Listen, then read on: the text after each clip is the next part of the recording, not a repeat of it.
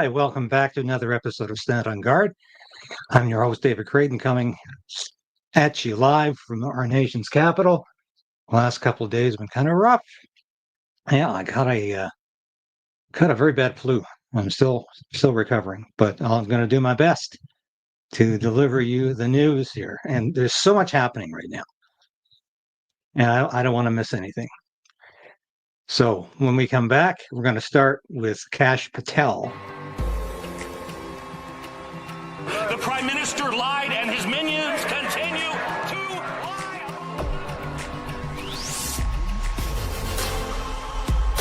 We need a political change.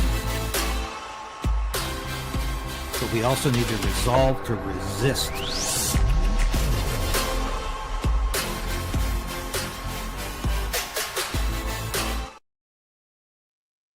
Yes, please like the station, subscribe. We're moving upwards. I'm going to continue. We're going to hit 100,000 by September. I know we can. We can do it. Thanks for your support. So I want to lead off with this incredible, bombastic announcement by Kash Patel, the FBI director. Of course, he's been in hot water for the last week because he made those comments about Jeffrey Epstein and how he met his end. And a lot of people objected to that, saying that he did not self-delete. I have to use that word. But here's Kash Patel talking about border security in Canada and the fact that the F drug is coming in from Canada. All coming from still? Where's the trafficking coming from still? Where are all the narco traffickers going to keep bringing this stuff into the country? The northern border. Our adversaries have partnered up with the CCP and others, Russia, Iran, on a variety of different criminal enterprises, and they're going and they're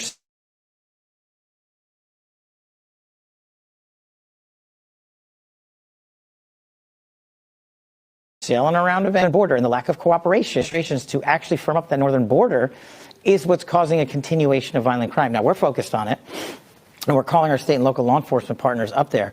But you know who has to get to step in is Canada, because they're making it up there and shipping it down here. And I don't care about getting into this debate about making someone the 51st state or not, but they are our partner in the north. And say what you want about Mexico, but they helped us seal the southern border. The facts speak for themselves. The border that's open, I'll give you a statistic that I gave to Congress that nobody was paying attention to. Over 300 known or suspected terrorists crossed into this country last year illegally. Known or suspected terrorists, not illegals. Not just illegals, known or suspected terrorists. 85% of them came in through the northern border. Wow. This year, 100 known or suspected terrorists have crossed into this country illegally. 64 are south and north.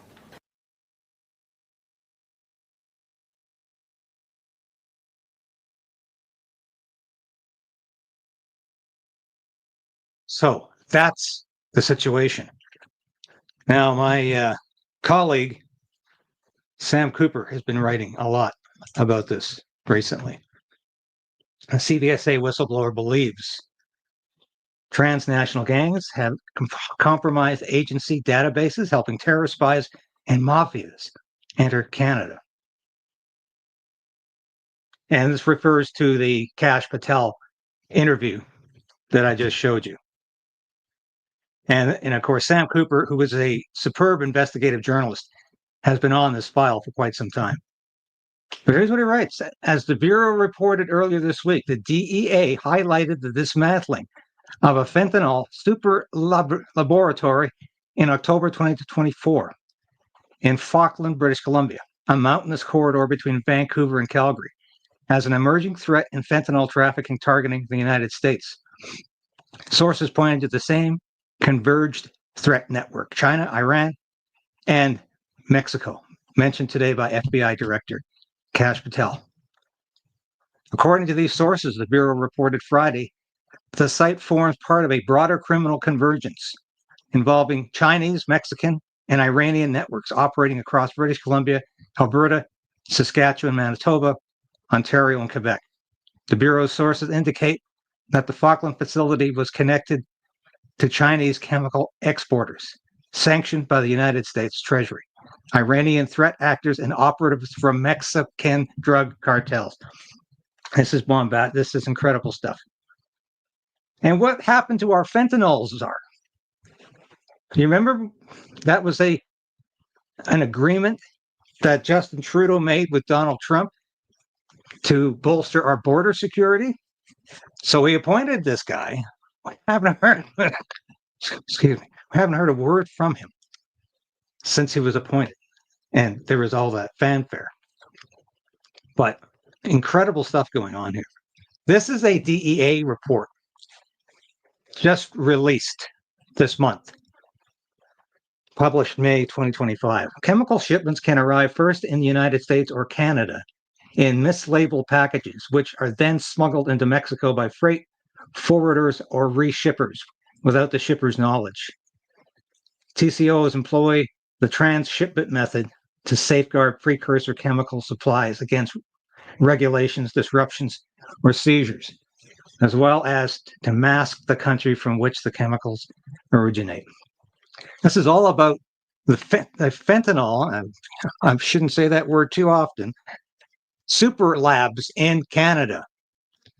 Now, this is a DEA, Drug Enforcement Agency report, and it's shocking. But you think Mark Carney is going to clean this up? Think again.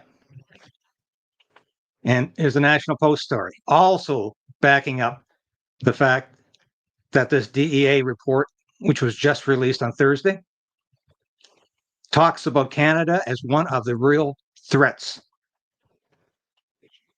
So this is incredible material. And going to have Gordon McGill on the show tomorrow to talk about the Coots 2 again, because this is an outrage. These guys have been denied parole over something called a lack of accountability. They're treating these guys, obviously they're political prisoners, but they're treating them like they are guilty of a murder, rape, sorry. They're treating these people abominably. And apparently they have been model prisoners, both of them. And they're not getting any parole. They're going to have to serve the entire sentence, which of course is 6.5 years when it's all accounted for. So my heart goes out to these guys, and we'll be talking to Gordon McGill about that tomorrow. And congratulations to Kathy Borelli. She's just been officially declared the winner in Windsor-Tecumseh Lakeshore by just 4 votes after a recount. So I guess conservatives can squeak these narrow victories, squeak through with these narrow victories. So that's good news. That's very good news. And before I forget, this is shocking. Just saw this on X this week.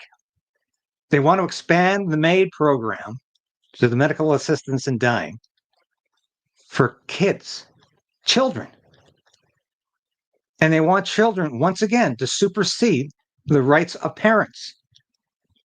So a child can make an informed decision to kill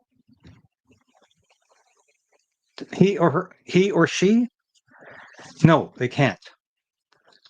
And this is an absolute outrage. But this is, once again, this was Justin Trudeau's Canada. Now it's Mark Carney's Canada. You think he's going to stop this program any more than he's going to stop the flow of the F drug across the border or stop it from getting in the Vancouver port because it's coming from China? And we all know how Mark Carney feels about China.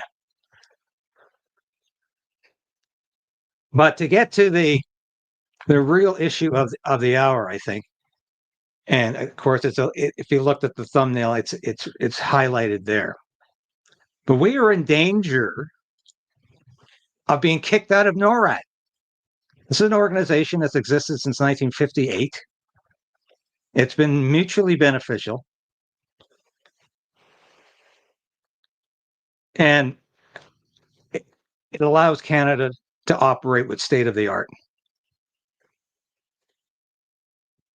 avionics.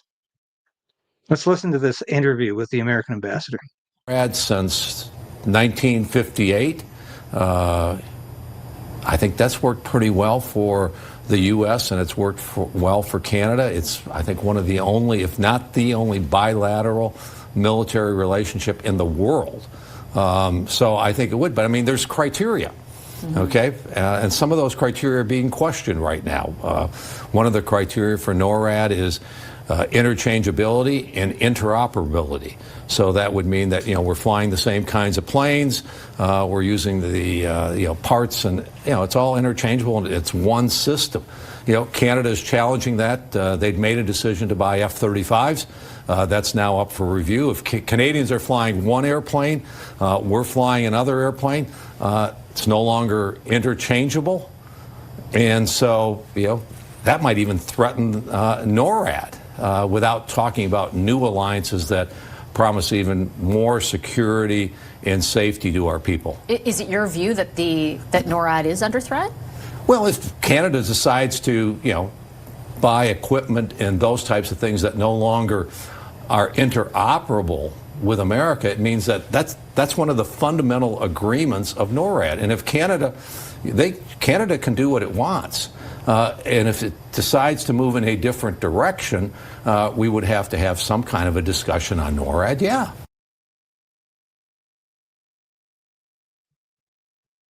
Some kind of a discussion. That discussion could probably mean Canada can no longer be a member of NORAD. The whole debacle of the F-35 is actually heartbreaking, because this is an aircraft we first looked at during the early years of Jean Chrétien's government. Now that's going over 20 years back, and almost 25 years. And of course, successive governments refused to actually put the money on the table, including conservative governments. Stephen Harper mused about it, talked about it, thought about it, but ultimately refused to fund the F-35. Then Justin Trudeau says, we're not buying the F-35, we're going to get the Super Hornet. Then he changed his mind. And I can still remember the news conference with then Defense Minister Anita Anand talking about Canada buying the F-35. And I thought, finally, we're going to get a replacement. But Mark Carney doesn't want the F-35 because of trumped up, no pun intended, trumped up charges that the Americans are going to be controlling too much of the process. But of course, the United States is our most trusted ally. We always has for the last 50, 60 years. Actually, since the end of the Second World War, we have been very, very connected to the United States as our principal ally. So what's happening here? Mark Carney, of course, still likes to talk about the fact that, you know, we have a new relationship with the United States.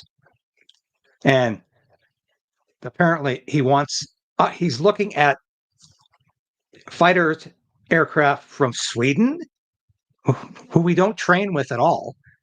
We don't do any training with Sweden. Or France. Once again, we don't do a lot of training with France. Or the UK is coming out with a new fighter. Although the UK, the Royal Air Force, flies the F-35, as does the Royal Australian Air Force. All of our closest allies fly the F-35. That's why the argument always was that's the aircraft we need to buy, because it's interoperability, as the ambassador said. But it's, once again, by the time we actually put money on the table for this thing, it's going to be almost too late, because the U.S. is already introducing their next generation fighter aircraft. And even countries like Australia have been flying the F-35 now for almost a decade. Canada, just can't make up its mind. And it's another military tragedy because we are still flying F-18s, first generation F-18s. Not even it's the F-18A is what we're flying. And we bought them in 1982. So you do the math. They've been flying for over 45 years. And here's Mark Carney responding to questions about the F-35 and membership in NORAD. Merci, and I look forward to your questions. Thank you, Prime Minister. We're now going to begin with the question here. Nous allons commencer avec la période de questions. First question, Gabrielle. CTV News, thank you for taking our questions. The American ambassador told CTV's Power Play today that pulling out of the F-35 deal would threaten NORAD. Do you agree, and do you have an update on the F-35 plans? The second part of your question, the review of the F-35 contract is ongoing. There's many factors that come into that. Interoperability, so that would relate to the NORAD element there. Value for money, broader Canadian industrial impacts, all of those are factors that are under consideration. So it's, I didn't see the ambassador's specific comments, but those are factors that are part of an ongoing review of the contract. I've never seen a prime minister who can talk at length and say absolutely nothing of value. He said nothing. The ambassador also said that there haven't been formal talks on the Golden Dome. Should Canada take part in that project, and how much would you be willing to spend on that? Okay, well, I'm not going to put a price tag on the second part of your question. I think I'll say the following about the situation with air defense or ballistic missile defense, intercontinental ballistic missile defense, broader defense. Hey, have you ever heard a worse word salad than this? Against, including potential missiles that in the not too distant future could come from space. I mean, these are some of the threats that our nation faces. We take those threats seriously. We take our responsibilities as a government seriously, as I just said. It's one of the reasons why we made the commitment back in March for the over-the-horizon radar, the first phase of the over-horizon radar system, and that was an independent decision that we took. We are conscious that we have an ability, if we so choose, to complete the Golden Dome with investments and partnership. And it's something that we are looking at and something that has been discussed at a high level, but not sure one negotiates on this. These are military decisions that are then taken in that context. And we will evaluate it accordingly. Thank you. Thanks. Wow. I don't think he had a clue what he was saying. But yes, that's a military decision, all right. And you're the one who said you're going to be investing so much in the military. But do we really need the Golden Dome? Because it doesn't even work as advertised. We saw that when there were ballistic missile fired on Israel during the war in Gaza. The Golden Dome was not 100% effective. So this is a lot of money, probably for both countries. And I'm not sure the system is actually that good, because Donald Trump is selling this like it's like the Strategic Defense Initiative under Ronald Reagan, which was the idea of lasers firing at missiles and taking them out. Now that was an idea that never really went past the philosophical or conceptual phase. It proved to be impossible with the technology of the 80s. But this Golden Dome, we'll see. Anyway, and Mark Carney continues to talk like the game with the United States has changed forever. And it's like he changes his talking points from Monday to Tuesday. On Monday, the United States is our greatest ally. It's our best friend. On Tuesday, the relationship is over. He doesn't know what he's doing. All he knows is Donald Trump helped him win the election in more ways than one, right? Donald Trump not only endorsed Mark Carney on 2 or 3 separate occasions, including on election day, but Mark Carney ran against Donald Trump, even though it was all a farce. Yeah, the elbows up. Republicans saying that the old relationship that Canada has with the U.S. is over. You said that Donald Trump is trying to break us so he can own us. But now, just a couple weeks after the election, there's conversations, at least, about further integrating the Canadian military with the U.S. about the Golden Dome. What do you say to Canadians who voted for you based on your elbows and mentality with the Americans? Well, first, one of the reasons why we're having more constructive discussions with the Americans is because we are demonstrating our ability that we have choices. We have choices economically. We have choices with respect to our defense. I'll give you several examples to back that up. Maybe I'll step away from the economics. Mr. Gray, you've probably heard enough of me on that, so I will talk about defense for a moment. With respect to the F-35, it was raised a moment ago. We have alternatives for the F-35 for the back end of that. European alternatives that we could pursue. We have to weigh them in the best interests of Canada. That's how we will evaluate it. With respect to broader defense, whether it's air, sea, land, cyber, we have other partnerships that we can strike. And one of the things, as you will have heard, but I'll repeat, that we have been discussing with our European partners is becoming a full partner of Rearm Europe, Safe Europe, different acronyms for a major. What the hell is Rearm Europe? Are they preparing for a war with Russia? I mean, these people are talking absolutely crazy. We do not need to double defense budgets, and the United States should not be spending $1 trillion on national defense when there's no war on. And there should be no excuse for a Cold War. But the U.S. is spending more money on its military now than it did at the height of the Cold War. In fact, it's probably spending in terms of real money, it's spending like it spent during the Second World War when you adjust the money for inflation. Relationship that we can have that gives us diversification, new partners, new options, better value for money, potentially more domestic Canadian economic benefits.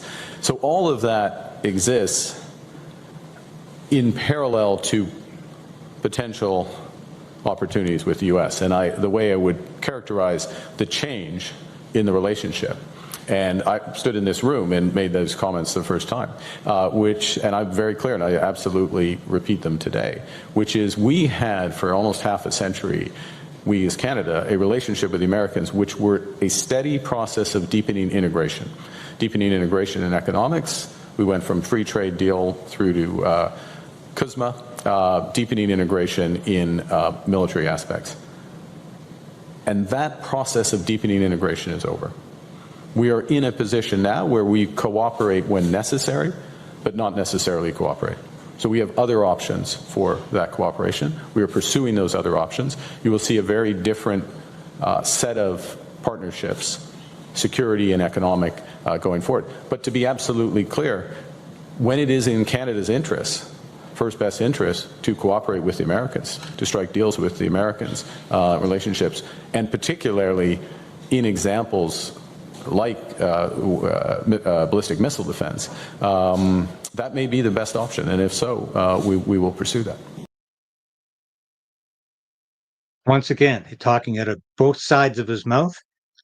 I don't think he has a clue where he wants to go with any of these relationships except to get closer to Europe and China. That's what guides Mark Carney. He intends to devalue the U.S. dollar for the benefit of his European friends.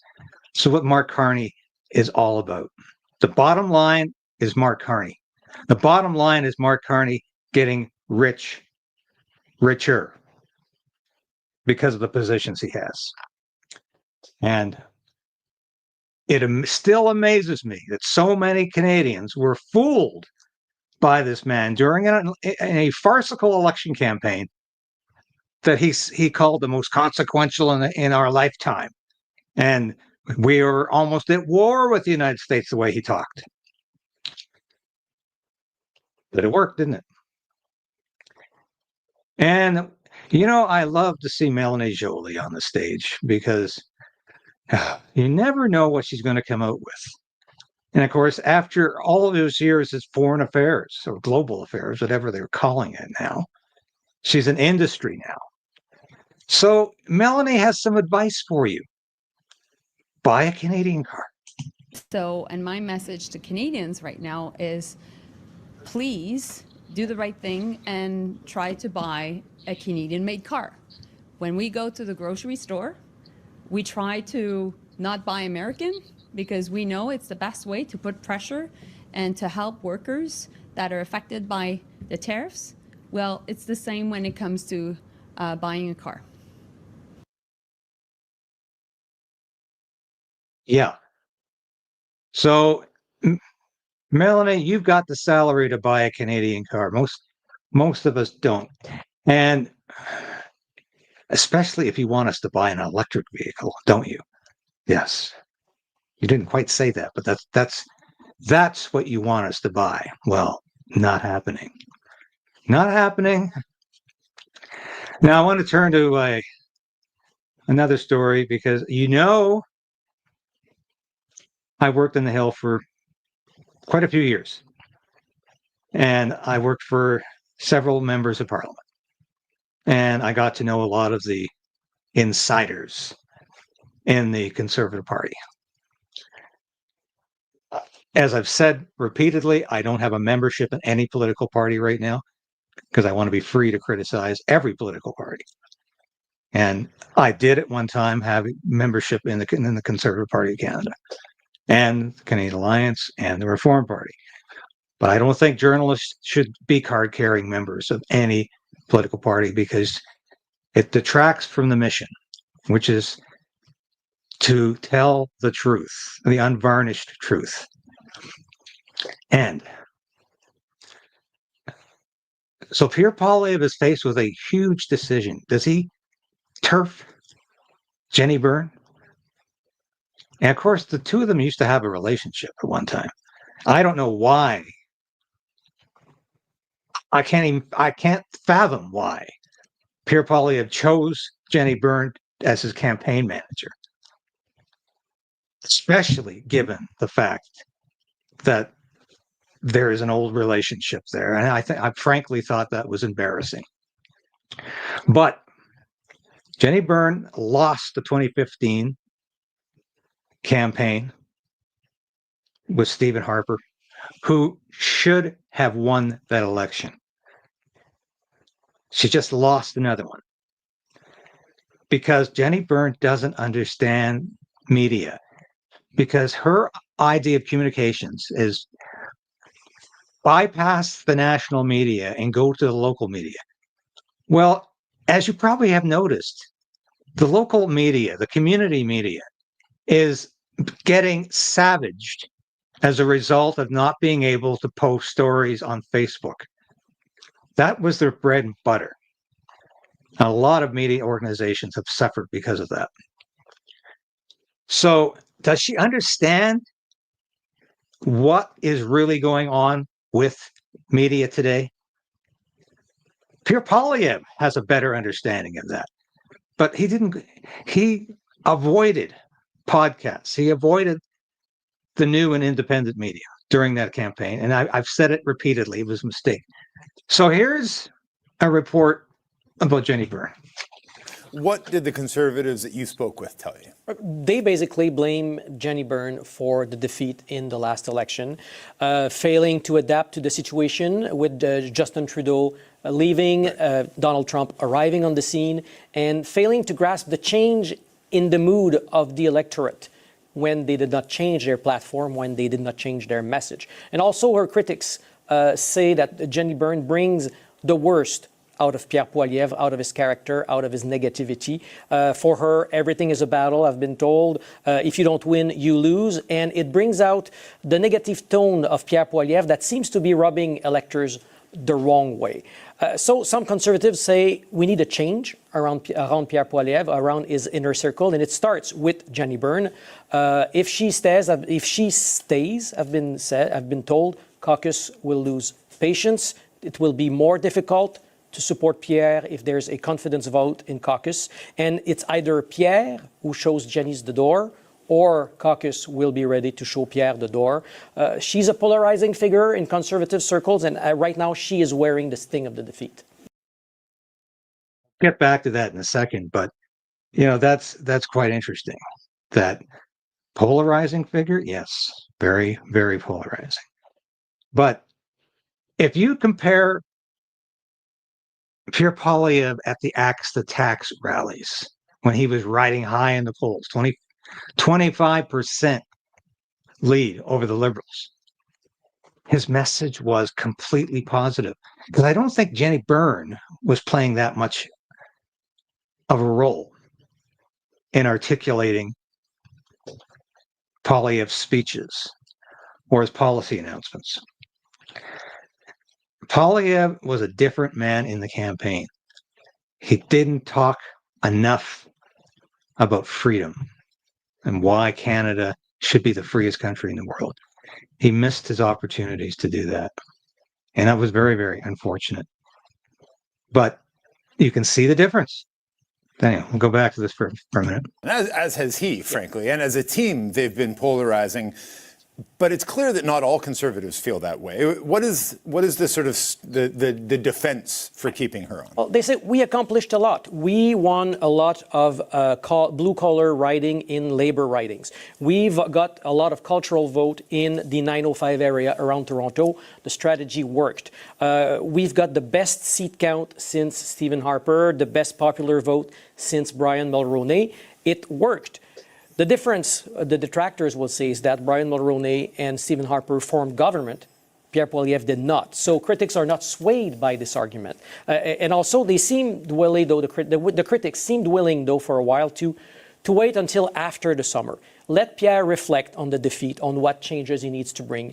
Let him get elected in a by-election in Alberta that's coming up. And if there's no change in the fall, pressure would have resumed. But now, with talks of possibly having a convention for the Conservative Party earlier this fall instead of next spring, seems to change a little bit the mind of people. They feel that if there's a confidence vote by all the members in the base at this convention, it might short-circuit a possible confidence vote inside the caucus brought by the Chung Reform Act. And so they feel that it might influence the decision. So now, I think it did influence the decisions of critics to come forward as this time. And now they say the ball is in the camp of Pierre Poilievre. All right, we're going to leave it there. Christian, right. Thanks for this. Cheers. All right, let's dig into this story a little bit more. And who better than? Well, I tell you this. I think it's time for Jenni Byrne to go. Unequivocal. There's no question in my mind. She should not be running any more campaigns for the Conservative Party of Canada. And I think it's time she left and focus on her lobbying efforts. Because this just hasn't worked. And the optics are terrible. And I've said that I said that as soon as I discovered that Jenni Byrne is going to lead this campaign, I said, what is Poilievre thinking? Why would he do this? It's really inappropriate. And that's all I'm going to say about Jenni Byrne, who, yeah, I have never really had a lot of time for over the years. Thanks for watching today, folks. Oh, I better show you my store. Just hold on.